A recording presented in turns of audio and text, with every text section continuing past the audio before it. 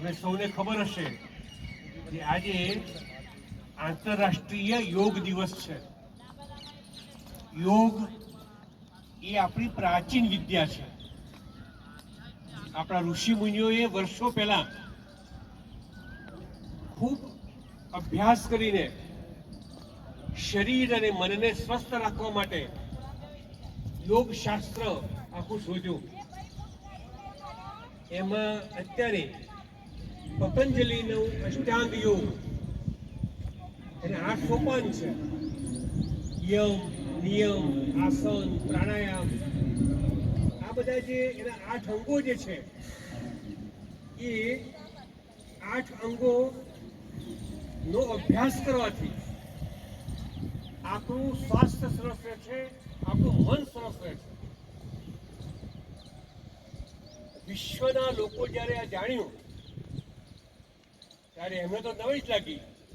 પશ્ચિમની સંસ્કૃતિનું જીવન બહુ જુદું છે અને આપણું જીવન, આખી જીવનશૈલી એનાથી ખૂબ પ્રભાવિત થયા. 2014માં આપણા પ્રધાનમંત્રી નરેન્દ્રભાઈ મોદીએ આખા યોગ વિશેની વાત કરી કે વિશ્વે આ યોગને સ્વીકારવા જેવો છે અને બધાએ એકે અવાજે એ વાતને ઉપાડી લીધી. અને સૌથી પહેલા 21 જૂન 2015ના દિવસે વિશ્વના ઘણા બધા દેશોએ આ દિવસને યોગ દિવસ તરીકે ઉજવ્યો. હવે દર વર્ષે 21 જૂનનો દિવસ એ આંતરરાષ્ટ્રીય યોગ દિવસ તરીકે ઉજવાય છે. આજે આખા વિશ્વમાં જેમ આપણે એકત્ર થયા છે તેમ બધા લોકો યોગનો અભ્યાસ કરશે, યોગ વિશે ખૂબ જાણશે. આપણા ગુજરાત રાજ્યનો મુખ્ય યોગનો આજનો આ દિવસ એ નડાબેટમાં, બનાસકાંઠા જિલ્લાના સરહદે નડાબેટમાં ઉજવાઈ રહ્યો છે. દરેક જિલ્લામાં, દરેક તાલુકામાં, દરેક શહેરમાં, દરેક સંસ્થામાં બધા જ લોકો આજે યોગ દિવસ ઉજવી રહ્યા છે. આપણે સૌ આજે થોડોક સમય અભ્યાસ કરીશું, પણ તમે સૌ યોગ વિશે ખૂબ જાણો અને જીવનમાં કાયમ માટે યોગની કેટલીક બાબતો, યોગિક અભ્યાસ એ શરૂ કરશો તો તમારું સ્વાસ્થ્ય સારું રહેશે, તમારું મન મજબૂત રહેશે, તમે અભ્યાસ કરી શકશો, તમારી સ્મૃતિ વધશે. આ બધો ખૂબ ફાયદો છે આનો. એટલે જુદા જુદાના બહુ લાંબી વાતો છે, આખું શાસ્ત્ર છે આ તો. પણ તમે સૌ આજના દિવસ આપણે એટલા માટે અહીંયા એકત્ર થયા છીએ, થોડો ઘણો અભ્યાસ કરીશું, પણ તમે સૌ હવે એના વિશે વિશેષ જાણજો.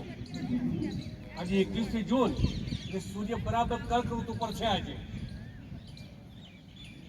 એટલે આપણે ત્યાં આજે વર્ષનો લાંબામાં લાંબો દિવસ છે. આજે સૂર્યોદય શું વહેલો થયો, સૂર્યાસ્ત મોડો થયો. કર્ક ઋતુ, આપણે કર્ક ઋતુ પર છીએ આપણે.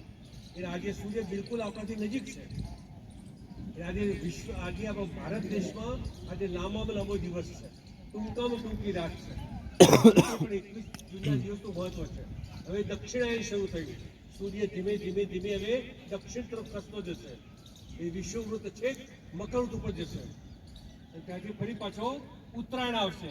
એ ધીમે ધીમે ઉત્તર તરફ આવશે અને ઉત્તર તરફ આવતા આવતા આવતા અત્યારે છેક ઉત્તર આવી ગયો છે. એટલે આજે આપણે ત્યાં લાંબામાં લાંબો દિવસ છે. એ પણ આ દિવસનું યોગિક આપણા શરીરનું અંગ ભ્રમણ, જ્યાં સાધાઓ છે બધા એનું અંગ ભ્રમણ કરવામાં આવે. એ શરીર એના માટે તૈયાર થઈ જાય યોગના આસન બધું કરવા માટે. તો એ બધી વાતો તમે સૌ જાણજો અને નિયમિત રીતે યોગનો અભ્યાસ કરજો. તો આજનો દિવસ જે આપણે ઉજવીએ છીએ એનું મહત્વ સચવાશે. ચાલો તો હવે આપણે શરૂ કરીશું યોગનો અભ્યાસ.